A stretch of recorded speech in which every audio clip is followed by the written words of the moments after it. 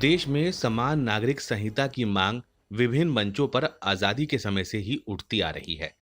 लेकिन अब समान नागरिक संहिता लाने की मांग की वकालत करते हुए दिल्ली हाईकोर्ट ने केंद्र सरकार को इस संबंध में जरूरी कदम उठाने को कहा है।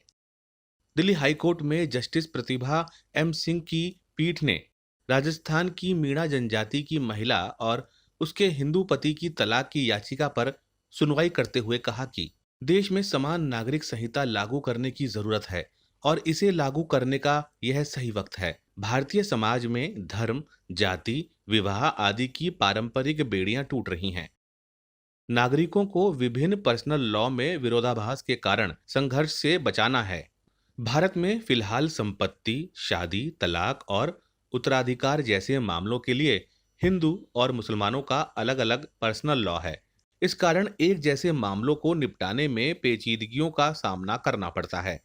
दरअसल समान नागरिक संहिता से सिर्फ देश के सबसे बड़े अल्पसंख्यक वर्ग को छोड़कर शायद ही किसी अन्य वर्ग को आपत्ति हो। सिखों, ईसाई, जैन, बौद्ध, हिंदू धर्मों के लोग पहले से ही विवाह, जायदाद आदि व्यक्तिगत मामलों में सरकार द्वारा बनाए कानूनों के हिसाब से चल रहे हैं। केवल मुस्लिम समुदाय ही 1937 के बनाए शरीयत कानून से शासित हो रहा है।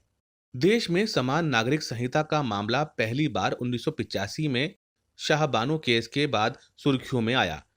सुप्रीम कोर्ट ने तलाक के बाद शाहबानो के पूर्व पति को गुजारा भत्ता देने का आदेश दिया था।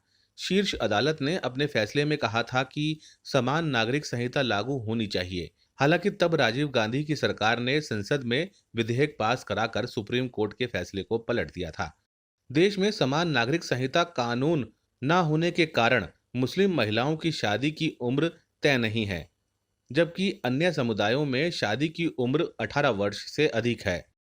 एक ही देश में एक ही मामले में हिंदू सहित अन्य समुदायों और मुस्लिम समुदाय के लिए अलग-अलग कानून क्यों हैं? बालिग होने की उम्र 18 साल और विवाह की 15 साल कैसे हो सकती है?